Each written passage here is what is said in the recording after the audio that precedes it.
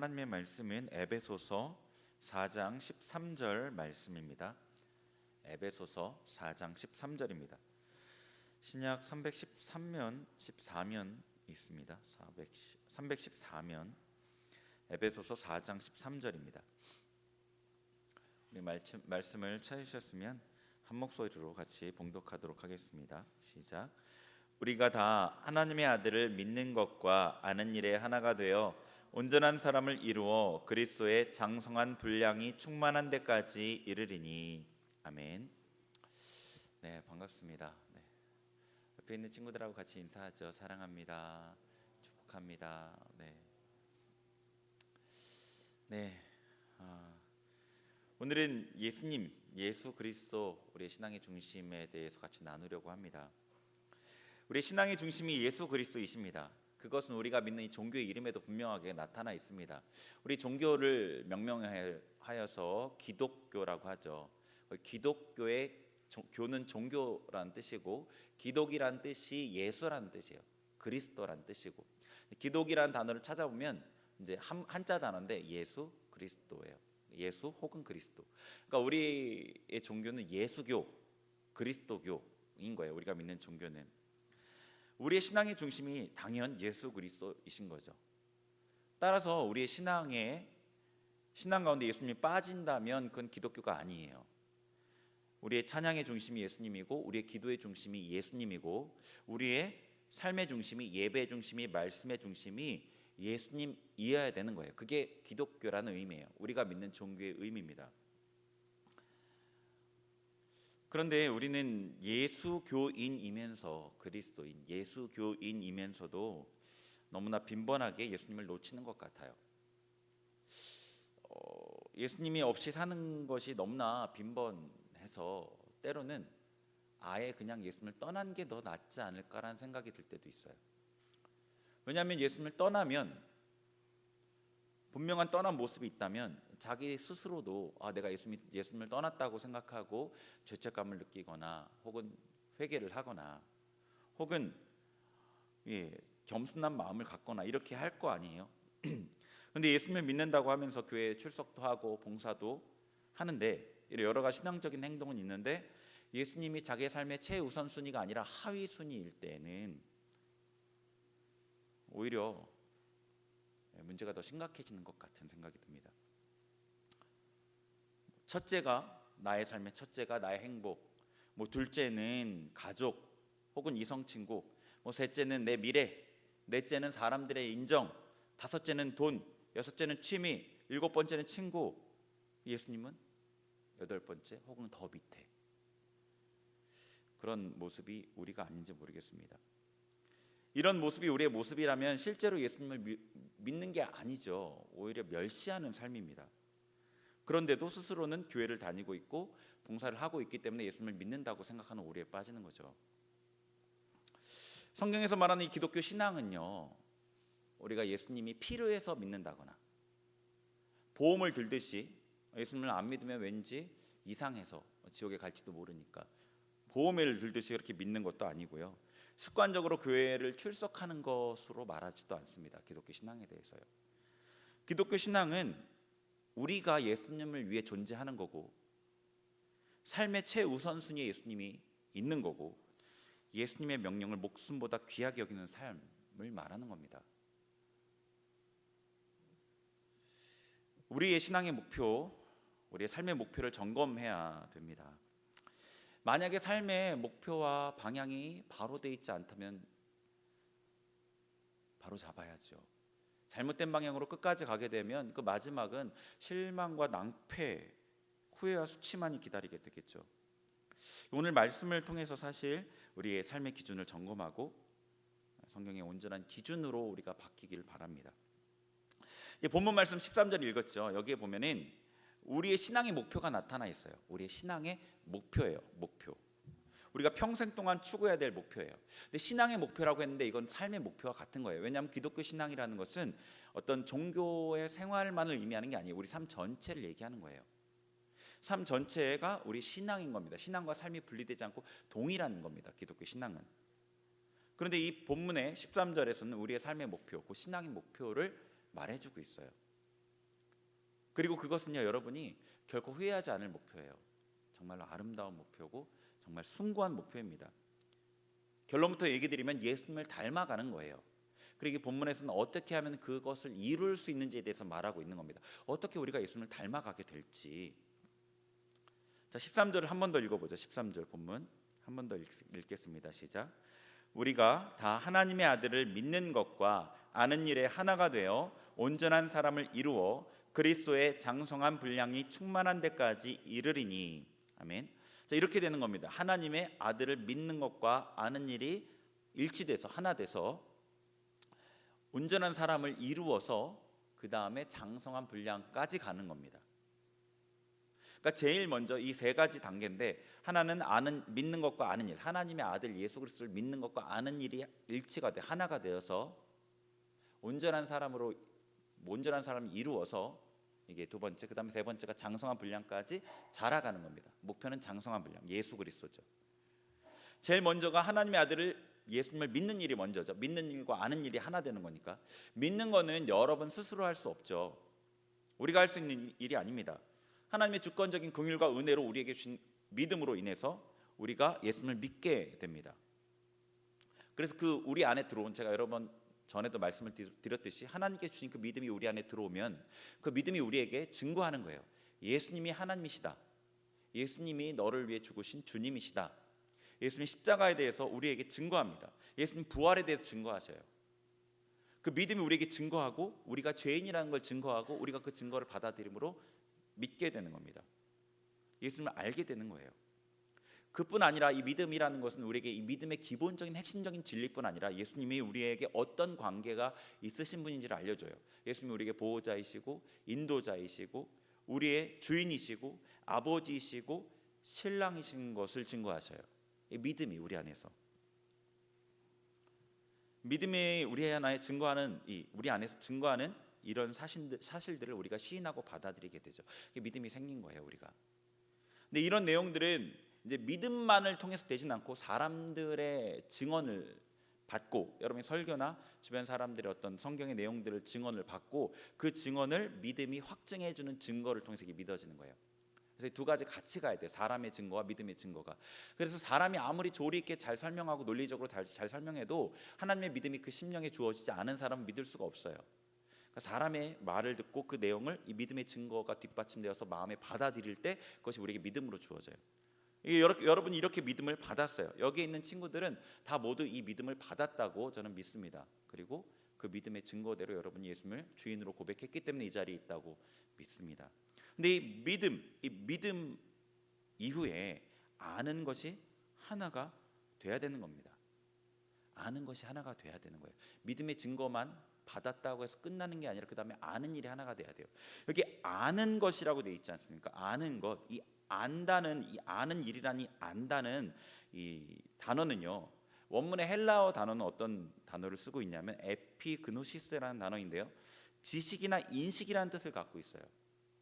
이건 어떤 의미냐면 인격적이고 경험적인 지식을 의미합니다. 그러니까 우리가 책을 통해서 얻는 어떤 정보를 습득하고 쌓아두는 지식이 아니라 인격적이고 경험적인 지식을 말하는 거예요.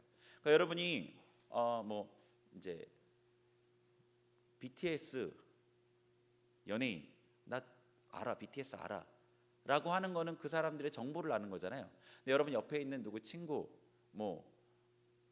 성현이를 알아, 아니면 여기 친구들 알아 이렇게 하는 거는 그 사람을 인격적으로 아는 거잖아요, 경험에서. 그러니까 여기서 말하는 안다는 것은 인격적인 경험적인 알을 얘기하는 거예요.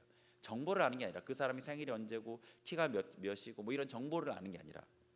근데 이 믿는 것과 아는 일이 하나가 돼야 된다는 거예요. 그러니까 믿는 것과 아는 일이 하나가 된다는 말은 믿음을 통해서 우리에게 증거한 내용을 우리가 실제 경험을 통해서 예수님과의 관계에서 알아야 된다는 뜻이에요. 이게 믿는 것과 아는 일이 하나가 되는 거예요. 믿는 게 먼저이고 그 다음에 실제적인 경험이 뒤따라오게 되는 겁니다. 그래서 이것이 하나가 된 사람을 온전한 사람이라고 얘기하는 거예요. 믿는 일과 아는 일이 하나가 되어서 인식이 확장되는 것, 예수 그리스도에 대해서 더 알게 되고 그분을 더 믿게 되는 것, 이게 곧 성장입니다. 자, 생각해 보세요. 예수님이 나의 인도자라는 걸 알았어요. 그걸 경험했어요. 그럼 그게 실질적인 삶의 능력으로 여러분에게 나타나잖아요. 그럼 그 이전과는 생각하는 게 달라져요. 어떤 사물이나 문제를 보는 게 달라져요. 인식이 확장된 거예요. 이 인식이 확장된다는 게 어떤 말인지 아세요? 여러분이 초등학교 때를 생각해 보세요. 초등학교 때 알고 있었던 것과 지금 알고 있는 게 다르죠. 여러분의 이게 인식이 넓어졌단 말이에요. 그러니까 어떤 동일한 사건을 대할 때 여러분의 행동이 다르고 판단이 달라요. 다른 차원이에요. 그때와는. 인식이 확장된다는 그런 거예요. 영적인 인식이 확장돼서 보는 게 달라지고 생각하는 게 달라지고 행동하는 게 달라지기 때문에 이게 곧 성장이라고 말하는 겁니다. 다른 차원의 삶을 살게 되는 거예요. 그래서 이 성장의 목표가 어디냐? 예수 그리스도의 장성한 분량이 충만한 데까지예요. 영어로는 이렇게 번역돼 놨어요. To the whole measure of the fullness of Christ 이렇게 돼 있어요. 예수님의 충만함의 모든 곳까지, 그러니까 예수 그리스도 그분의 완전함까지 성장하라는 거예요. 믿는 것과 아는 일이 하나가 되어서 온전한 사람으로 이루어 성장해 가는데 어디까지냐면 예수님의 완전한 모습까지예요. 그러니까 요약해서 말하자면 이런 거예요. 우리 신앙의 목표는, 그리스도인의 삶의 목표는 예수님을 닮아가는 건데, 완전하게 닮아가는 건데요. 그것에 이르는 방법이 이거예요. 믿음이 우리에게 증거하는 증거를 따라 순종해서 예수님을 경험하고 성장하는 것. 그래서 예수님을 닮아가는 것. 그게 예수님의 완전한 모습까지 닮아가는 것. 이게 우리의 삶의 목표입니다.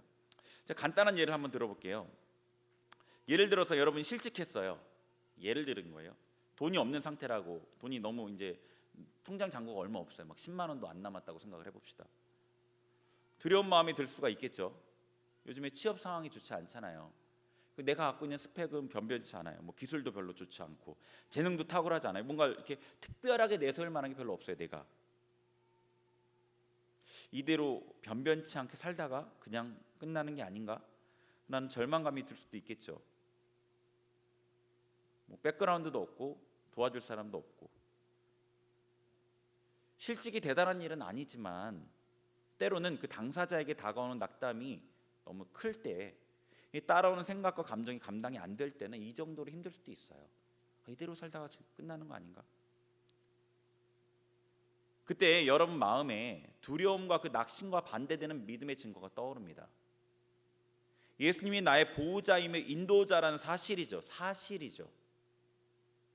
여러분의 상황과 반대되는 진정한 사실이 여러분 마음에 믿음으로 인해 떠오릅니다. 믿음이 여러분 안에 증거하는 거예요. 예수님이 여러분의 보호자다, 너의 인도자다, 너를 공급하는 분이다라는 그 믿음의 증거가 떠오릅니다. 그래서 여러분이 현재 보이는 상황으로는 믿기 어렵지만 그 믿음의 증거를 붙잡고 믿음의 방법대로 기도하면서 예수님께 맡기고 취업을 준비해 나갈 때 흔들리던 마음이 붙잡아지고 좋은 결과로 이어지는 것을 경험할 수 있게 됩니다.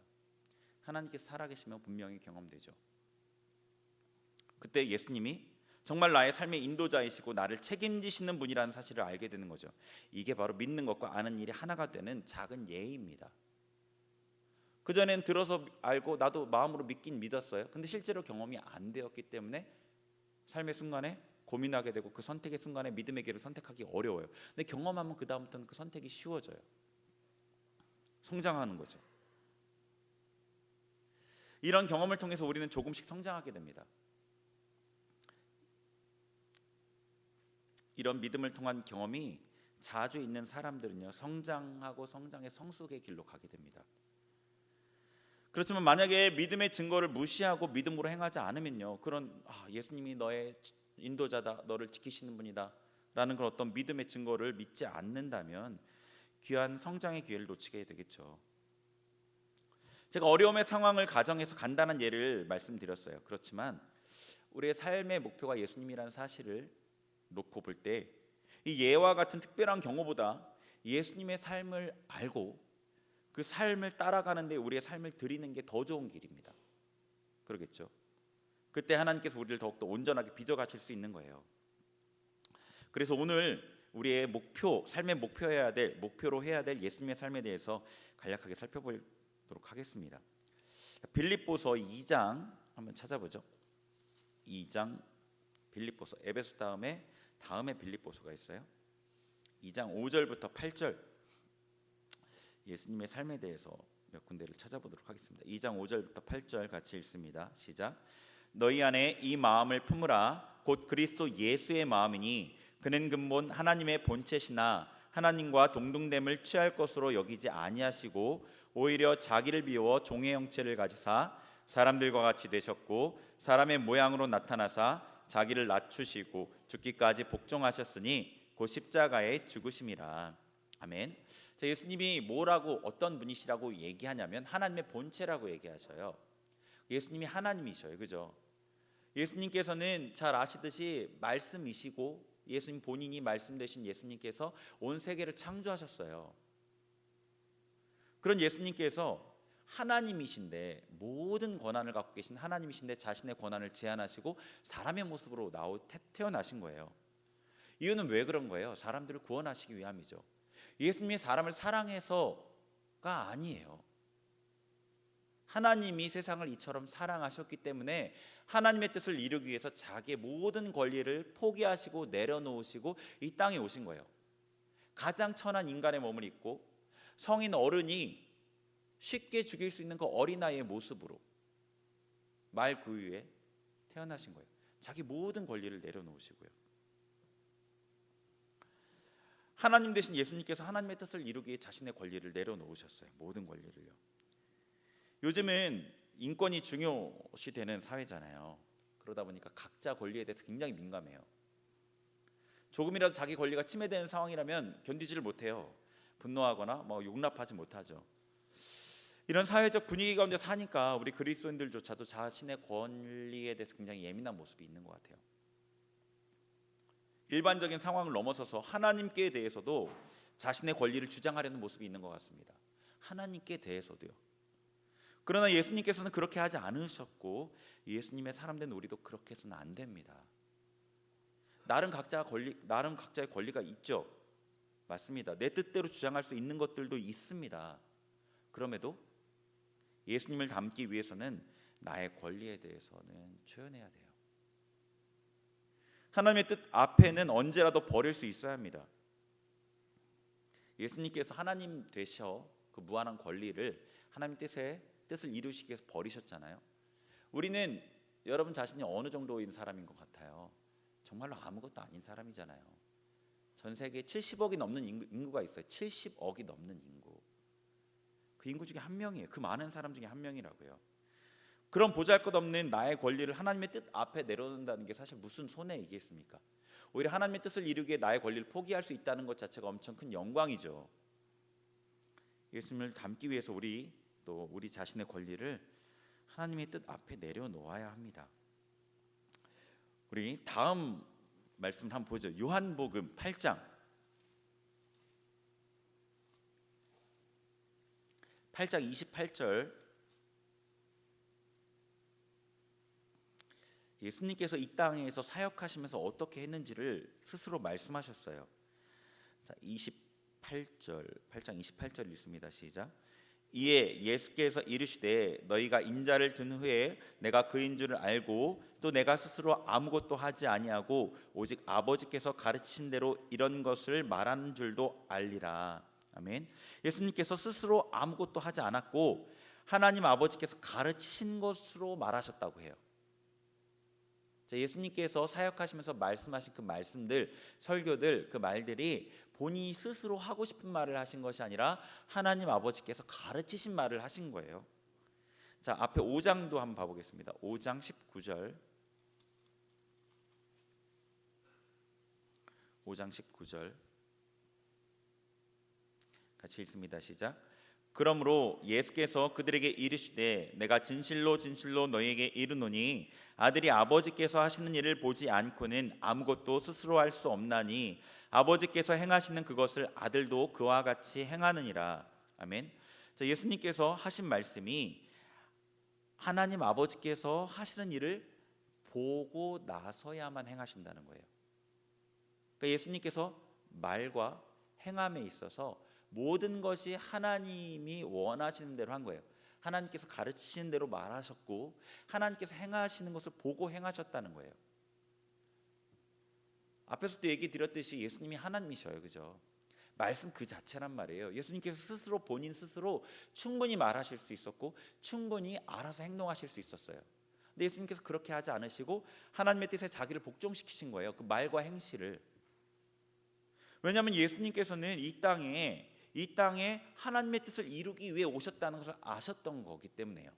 자기가 내 뜻을 이루기 위해 오셨다고 한 게 아니라 나는 하나님의 뜻을 이 땅에 이루기 위해 왔다는 정체성을 분명하게 갖고 있었기 때문에 그런 거예요. 그래서 자기의 말과 행실을 하나님께 완전히 맞추신 거라고요. 우리의 경우는 어떻습니까? 예수님은요, 본인이 이 땅에 오신 이유를 알고 그에 따라 말하고 행동하셨어요. 우리의 존재의 목적이 무엇이에요? 하나님께서 우리를 죄 가운데서 재창조하신 이유가 뭐예요? 우리를 의인으로 만드신 이유가 뭔가요? 우리도 하나님의 재창조의 목적에 맞게 말하고 행동해야 하지 않겠습니까? 고린도후서 5장 찾아보겠습니다. 몇 번 같이 살펴봤던 말씀인데요. 왜 우리를 살리셨는지, 왜 우리를 구원하셨는지, 왜 우리를 거듭나게 재창조하셨는지를 분명하게 알려주는 말씀입니다. 고린도후서 5장 15절 같이 읽습니다. 시작. 그가 모든 사람을 대신하여 죽으심은 살아있는 자들로 하여금 다시는 그들 자신을 위하여 살지 않고 오직 그들을 대신하여 죽었다가 다시 살아나신 이를 위하여 살게 하려 함이라. 아멘. 예수님께서 우리를 위해 죽으신 이유는 우리가 다시는 자기를 위해 사는 게 아니라 예수님을 위해 살게 하시기 위함인 거예요. 그러니까 우리의 재창조의 목적은 예수님을 위해 살게 하심이에요. 십자가의 공로로 우리가 죄사함을 받고 거듭난 거예요. 그 이유는 예수님을 위해 살게 하시기 위함이었어요. 우리의 존재의 이유입니다. 예수님께서 하나님의 뜻을 위해 자기의 말과 행실을 하나님께 완전히 맞춘 것처럼 우리의 삶의 목적, 재창조의 목적이 예수님을 위한 것이라면 우리의 삶의 말과 행동을 예수님께 완전히 맞춰야 되겠죠. 말 한마디를 할 때 이게 과연 예수님께서 원하시는 말일까? 행동 하나를 할 때 과연 이 행동은 예수님을 위한 행동인가? 이런 상황에서 예수님이시라면 어떻게 말하고 어떻게 행동하셨을까? 자문해 봐야 합니다. 여러분 안에 계신 성령께서, 그리스도의 영이신 성령께서 여러분에게 감동하시는 대로 말하고 행동해야 되는 겁니다. 예수님께서 하나님께서 말하게 하시는 대로 말하고 하나님께서 원하시는 대로 행동함으로 하나님의 뜻을 이루셨던 것처럼 우리도 예수님이 원하시는 대로 말하고 행동함으로 예수님을 위한 삶을 살 수 있게 되는 겁니다. 여러분은요, 여러분 자신을 위해 살도록 구원받은 게 아니에요. 나의 행복을 위해, 나의 즐거움을 위해, 나의 만족을 위해, 나의 자아 실현을 위해 살도록 구원받은 게 아닙니다. 이걸 여러분 명확하게 하셔야 돼요. 여러분 안에 그래, 너의 행복을 위해 사는 게 의미 있는 삶이다 라는 이런 메시지를 거절하셔야 돼요. 요즘 현대 시대에서 만연해 있는 가장 핵심적인 메시지 아닙니까? 너를 위해 살아라. 철저한 거짓말이에요. 성경 말씀에 완전히 반대되는 메시지입니다. 그럼 하나님의 말씀에 완전히 반대되는 메시지를 누가 전해요? 사탄이 전하는 겁니다. 당연하죠. 사단이 전하는 겁니다. 사단에게 쓰임받는 사람들을 통해서 그 메시지를 여러 매체와 여러 경로를 통해서 여러분에게 계속해서 주입해 주는 거예요. 영화를 통해서, 방송을 통해서, 책을 통해서, 여러분이 자주 하는 SNS를 통해서, 여러분의 주변에 그 영향을 받은 다른 친구들을 통해서 여러분에게 지속적으로 그 메시지를 준단 말이에요. 그럼 여러분이 하나님의 말씀을 알아서 하나님의 말씀에 반대되면 그 메시지를 받아들이면 안 되잖아요. 왜 받아들이셔요? 여러분의 생각이 이렇게 바뀌어버리면 하나님의 말씀에 순종할 수 없게 변하지 않습니까? 하나님의 말씀이 들릴 때 그 말씀이 안 들리잖아요. 자꾸 그 생각이 떠오르잖아요. 하나님께 순종해야 된다, 내 삶을 하나님께 드려야 된다 할 때 자꾸 생각 한편에서 그게 아니라는 생각이 자꾸 고개를 쳐들고 나오잖아요. 그걸 거절하셔야 된다니까요. 그러지 않으면 여러분은 하나님의 백성의 이름은 있는데 하나님의 백성이 아닌 삶을 살게 돼요. 그럼 여러분이 어떻게 여러분이 마지막 순간에 천국에 들어갈 거라고 자신할 수 있어요? 여러분이 어떻게 하나님의 백성이라는 것을 확증할 수 있냐고요. 제가 전에도 말씀드렸듯이 이 성경에 여러분의 이름이 안 써 있잖아요. 대신에 하나님의 백성은 이런 삶의 모습이 있다는 게 써 있단 말이에요. 여러분의 삶의 모습에 그런 모습이 있을 때 내가 하나님의 백성이구나, 내가 천국에 들어가겠구나라고 확인할 수 있는 거라고요. 그게 아니면은 어떤 것도 여러분에게 이 구원의 확증을 줄 수가 없어요. 여러분의 부모님이 아니면 여러분이 뭐 몇 년을 교회를 다니고 이것이 결코 구원의 확증의 근거가 아닙니다. 여러분은요, 자신을 위해 살도록 구원받은 게 아니에요. 이 땅에서 내 나름대로 살다가 나의 행복을 추구하며 살다가 정말로 나의 행복을 추구할 수 있는 천국에 가는 게 아니란 말입니다. 천국은 여러분의 행복을 위한 곳이 아니에요. 하나님의 영광이 완전하게 드러나고 그 하나님을 완벽하게 우리가 섬길 수 있는 곳이 천국이에요. 그래서 하나님을 섬기는 게 싫은 사람은 천국에 가도 너무 괴로울 거라고요. 여러분, 이 땅에서 하나님을 섬기는 게 괴롭고 즐겁지 않았다면 천국에 가서도 괴로울 거라고요. 우리는요, 예수님을 위해 구원받은 겁니다. 예수님을 위해 말하고 행동해야 되고 우리의 삶의 모든 기준이 예수님께 맞춰져야 돼요. 세 번째, 예수님은요, 하나님의 뜻을 위해 자기를 부인하셨어요. 마태복음 26장 39절 말씀을 보겠습니다. 마태복음 26장 39절.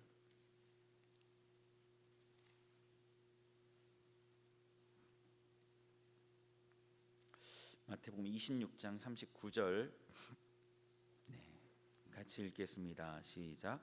조금 나아가사 얼굴을 땅에 대시고 엎드려 기도하여 이르시되 내 아버지여, 만일 할만하시거든 이 잔을 내게서 지나가게 하옵소서. 그러나 나의 원대로 마시옵고 아버지의 원대로 하옵소서 하시고. 아멘. 예수님께서 이 겟세마네 동산에서 하신 기도잖아요. 십자가의 고난 앞에서 하신 기도예요. 예수님께서 한 번도 하나님의 뜻에 반대되는 것을 구해 본 적이 없으신데 이번에는 하나님 앞에 하나님의 뜻에 반대되는 것을 구하셔요. 이 십자가의 고난이 얼마나 고통스러운 것인지를 예수님이 가장 잘 아셨어요. 하나님께 버림받아야 되는 이 형벌이 얼마나 두려운 형벌인지를 예수님이 가장 잘 아셨어요. 그래서 그것을 피하고 싶으셨고 하나님께 기도하셨어요. 이 잔을 내게서 옮기시옵소서. 근데 하나님께서 그 기도에 응답하지 않으시자 예수님께서는 나의 원대로 마옵시고 아버지의 원대로 되기를 원합니다 라고 기도하셨어요.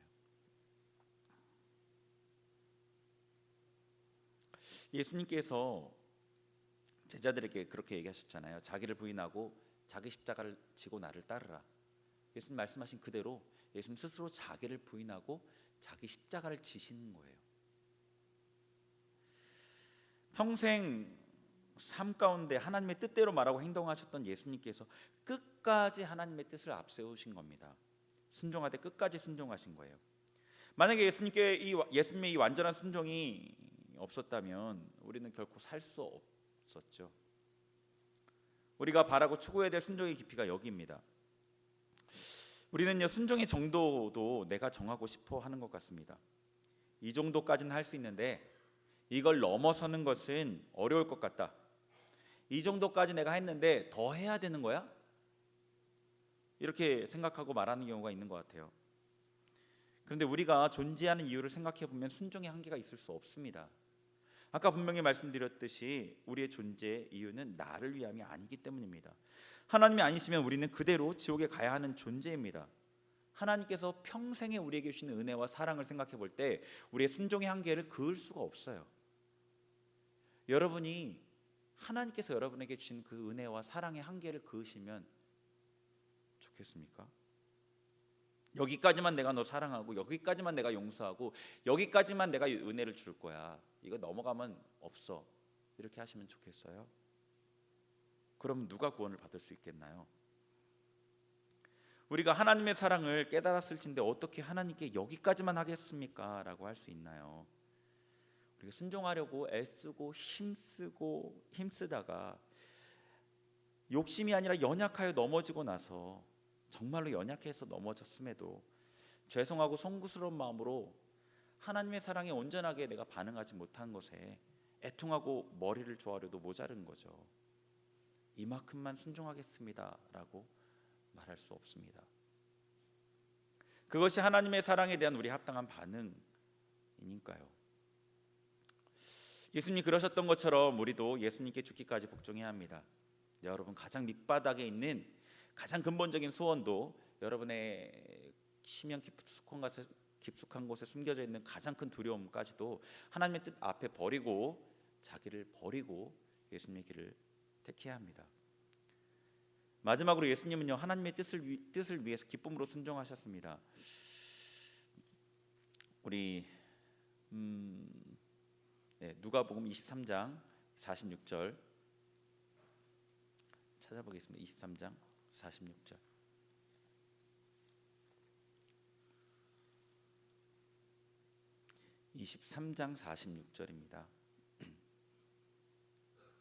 누가복음 23장 46절 같이 읽습니다. 시작. 예수께서 큰 소리로 불러 이르시되 아버지여 내 영혼을 아버지의 손에 부탁하나이다 하고 이 말씀을 하신 후 숨지니라. 아멘. 예수님께서 정말로 자신의 생명을 내어주신 큰 희생을 치르셨어요. 그렇죠? 하나님의 뜻을 이루기 위해서 자기의 전부를 다 드리신 거예요. 하나도 남김없이. 그리고 예수님의 죽음에 대해 완전함에 대해서 예수님이 물과 피를 하나도 남김없이 다 쏟으셨다고 말하잖아요. 완전한 희생을 치르셨어요. 근데 우리가 간혹 오해하는 게 있는데, 예수님께서 하나님의 뜻에 복종하되 억지로 어렵게 하셨다고 생각하는 겁니다. 그런 오해는 아마 조금 전에 본 겟세마네 기도 때문에 그럴 거예요. 겟세마네에서 기도하실 때 예수님께서 하나님 이 잔을 제게서 옮기시옵소서 했던 그 고뇌 때문에 그렇게 생각하실 거예요. 그렇지만 예수님께서 억지로 복종하신 게 아니에요. 기쁨으로 순종하셨어요. 겟세마네에서 사탄의 유혹이 너무 강했고 인간으로서 어쩔 수 없는 그 연약함 때문에 고뇌하고 싸우셨어요. 그렇지만 예수님이 그 겟세마네의 싸움에서 이기신 다음에 십자가 앞으로 걸어갈 때 단 한 번도 주저하시는 모습이 없어요. 예수님께서는 사실 이 십자가를 기쁨으로 감당하셨어요. 그 예수님의 기쁨을 엿볼 수 있는 구절을 한 번 더 찾아보죠. 마태복음 26장 30절. 마태복음 26장 30절.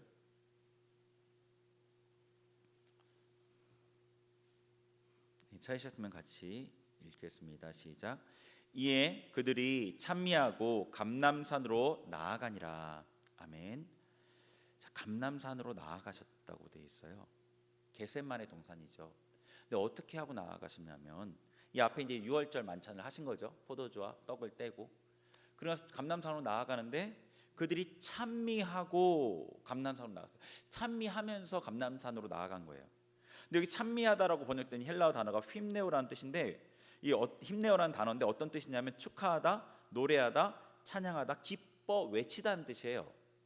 그러니까 이 단어를 쓰면서 여기서 묘사하고 싶었던 것은 예수님을 비롯한 제자들이 얼마나 기쁨으로 크게 소리치면서 찬양하면서 감람산에 나아갔는지를 묘사하려고 이 단어를 쓴 거란 말이에요. 그러니까 예수님께서 십자가가 그분에게 자신의 모든 것을 버리시는 그 고통이었음에도 불구하고 하나님의 간절한 열심, 하나님의 그 소망, 그 구원의 계획을 완성시키는 일이었기 때문에 기뻐하며 외치며 찬양하며 나아갔던 거예요. 그 자리에 우리가 하나님의 뜻을 순종하려 하되 억지가 되어서는 안 되죠. 우리의 희생이 억지가 되어서 안 됩니다. 하나님이 두려워서 혹은 형벌이 두려워서 상급이 탐나서 하는 순종에는 한계가 있습니다. 궁극적으로 하나님의 뜻에 대한 하나님의 열망이 나의 열망이 되어야 됩니다. 하나님의 뜻이 이루어지는 그 자체가 나의 기쁨이 되어야 되는 거예요. 나의 희생에 따르는 고통보다 하나님의 뜻에 대한 그 열망의 크기가 넘치도록 크다면 예수님의 기쁨처럼 나를 버리면서도 기뻐할 수 있는 겁니다. 하나님을 향한 열심히 예수님을 삼켰던 것처럼 우리도 그래야 합니다. 예수님은요, 하나님의 뜻을 이루기 위해 모든 것을 버리고 자기를 철저히 부인하고 완전히 희생하셨습니다. 이걸 통해서 우리를 영벌에서 건지시고 영생을 주셨어요. 그리고 우리가 예수님을 위해 모든 것을 버리고 자기를 철저히 부인해서 완전히 희생하기를 요구하십니다. 예수님께서는 그렇게 요구할 권한이 있고 권리가 있습니다. 우리에 대해서요. 정당한 권한이 있습니다.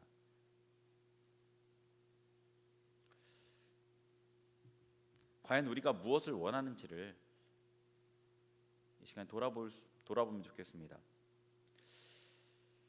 하나님의 뜻을 원하는지 나의 뜻을 원하는지, 하나님의 영광이 땅에 떨어지는 것 때문에 고통하는지, 나를 향한 사람들의 인정이 땅에 떨어져서 고통하는지, 무엇을 위해 아파하는지, 주변 나의 작은 어려움 때문에 고통하고 두려워할지언정 내 옆에 하나님의 백성의 큰 고통에 마음 아파하지는 않고 있는지, 우리는 과연 무엇을 위해 살고 있는지를 돌아봐야겠습니다.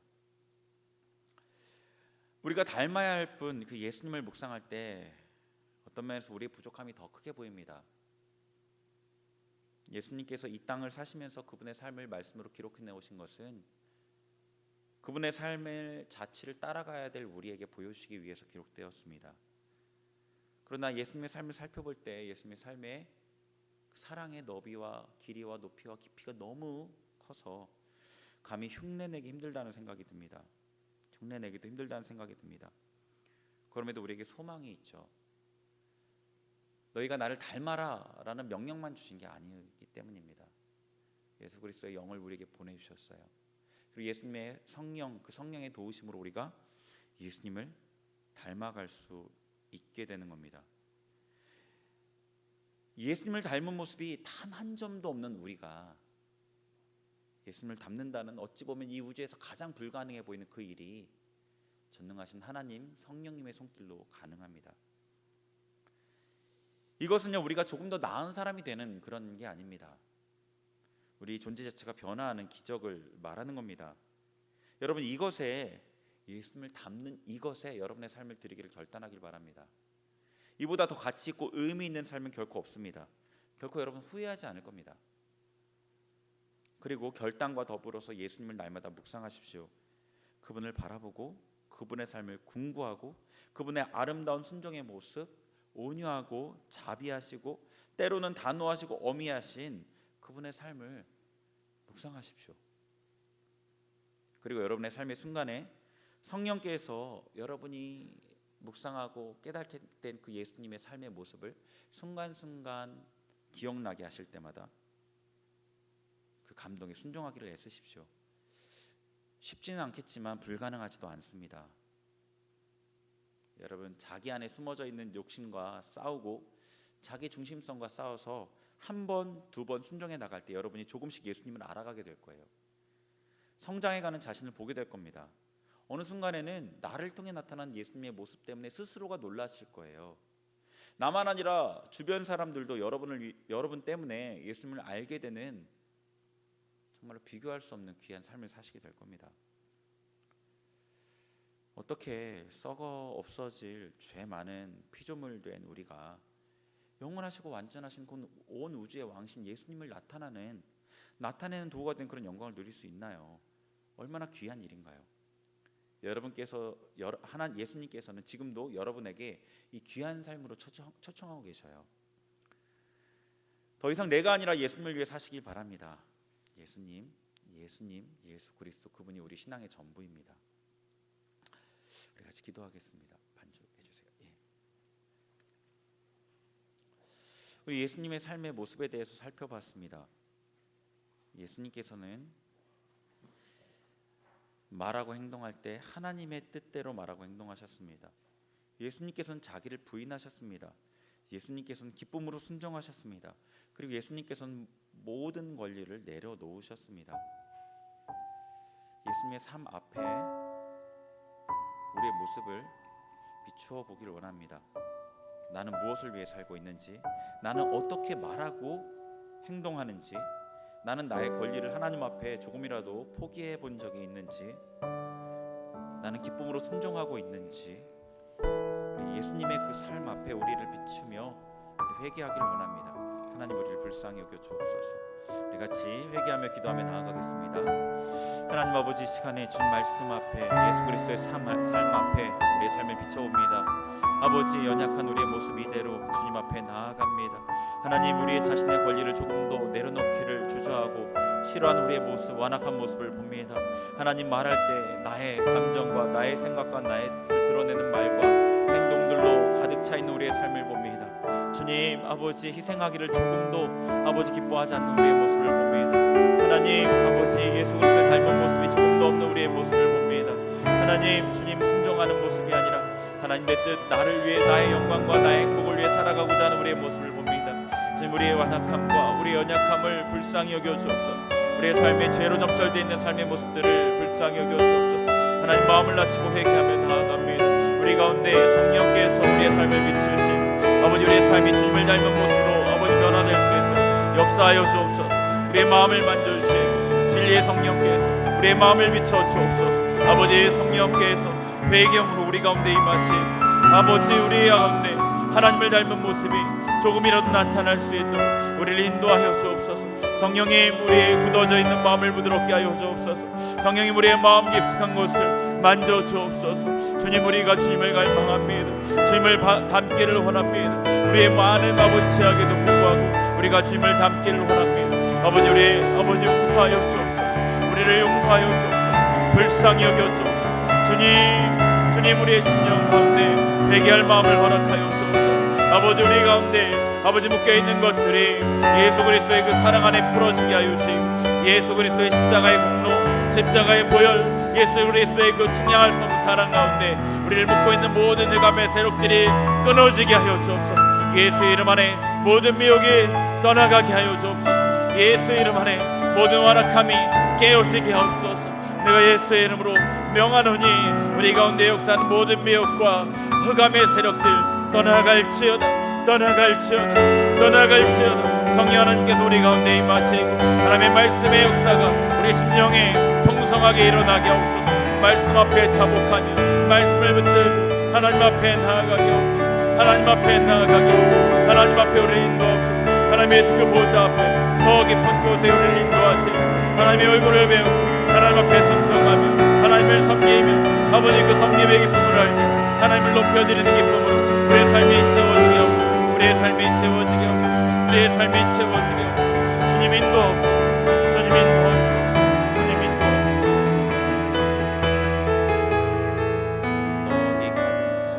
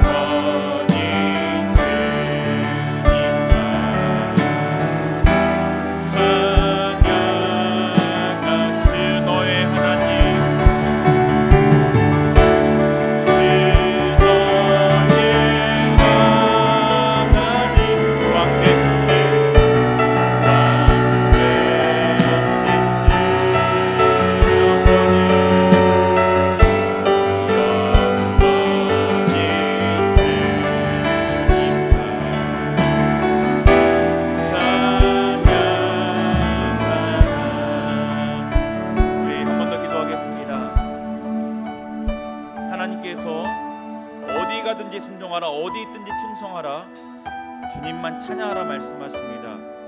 하나님께서 여러분의 삶을 모르시는 게 아닙니다. 그리스도인들은 예수님을 믿으면 죽인다는 그 핍박 아래서도 믿음을 지켰던 자들입니다. 여러분에게도 그 믿음이 주어졌고, 여러분도 하나님의 은혜를 힘입어서 그렇게 순종할 수 있는 힘이 있는 이들입니다. 하나님 앞에 저를 붙들어 주세요. 제가 어디서든지 충성하고 어디서든지 순종할 수 있도록, 어디서든지 주님만 찬양할 수 있도록 나를 붙들어 주세요. 여러분 안에 하나님께서 주셨던 그 믿음, 그 믿음의 증거, 여러분에게 하나님이 여러분의 왕이고 온 우주의 왕이라고 증거하는 그 믿음의 증거를 따라 순종할 수 있기를 하나님 앞에 간절히 간구하길 원합니다. 우리 하나님 앞에 통성으로, 하나님, 제가 순종할 수 있게 없어서, 제가 충성할 수 있게 없어서, 제가 이 죄의 사슬을 끊어내고 하나님 앞에 더 가까이 나아가게 하옵소서. 우리가 통성으로 기도하겠습니다. 하나님 아버지, 시간의 주님 앞에 간절히 간구합니다. 우리의 완악함들을 깨트리고 주님 앞에 나아갑니다. 주님께서 주신 믿음의 능력이 세상보다 약하지 않습니다. 세상을 이길 수 있는 능력입니다. 우리가 어디에 가든지 순종하길 원합니다. 어디 있든지 충성하길 원합니다. 하나님만 찬양하길 원합니다. 세상을 따르지 않길 원합니다. 세상을 높이지 않길 원합니다. 사람을 쫓지 않길 원합니다. 세상의 물질을 높이지 않길 원합니다. 하나님만 나의 하나님으로, 하나님만 나의 왕으로 섬기길 원합니다. 우리의 마음을 주장하여 주옵소서. 성령께서 우리의 삶을 주장하여 주옵소서. 우리의 삶을 주님께 드립니다. 예수 그리스도께서 나의 삶의 온전한 왕으로 나의 삶을 주장하여 주옵소서. 나의 삶의 순종으로 말미암아 영광 받으소서. 나의 삶의 충성으로 말미암아 영광 받아 주옵소서. 나의 삶의 찬양으로 말미암아 주님만 영광 받아 주옵소서. 주님, 우리 가운데 성령의 능력으로 더 강하게 임하시고 각 사람의 심령을 붙들어 주시고 하나님의 뜻 가운데 온전한 순종의 자리로, 온전한 충성의 자리로 나아가도록, 온전한 찬양을 드릴 수 있도록 내 마음을 주장하소서. 우리의 마음을 주장하소서. 우리의 삶을 주장하소서. 모든 묶임으로부터 끊어지게 하시고 풀려지게 하시고 하나님을 마음껏 자유롭게 섬기며 주님의 자녀답게 살아갈 수 있도록 우리를 인도하여 주옵소서. 우리를 인도하여 주옵소서. 우리를 인도하여 주옵소서. 우리가 하나님의 백성입니다. 하나님의 이름으로 거름받는 자들입니다. 우리를 사용하소서. 우리를 붙들어 주소서. 우리를 일으켜 주옵소서. 마른 뼈와 같은 우리에게 하나님의 말씀을 내어가시고 하나님의 능력으로, 하나님의 군대로 일어나게 하옵소서. 일어나게 하옵소서. 하나님의 지극히 큰 군대가 되게 하여 주옵소서. 되게 하여 주옵소서. 나 어디 가든지, 나 어디 가든지 순종하리. 주님 앞에 고백합니다. 나 어디 있든지, 나 어디 충성하리.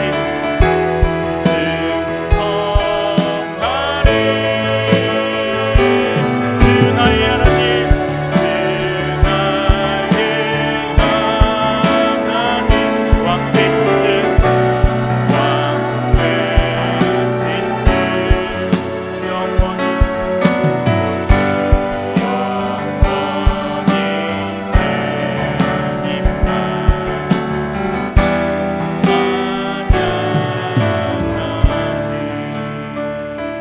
영원히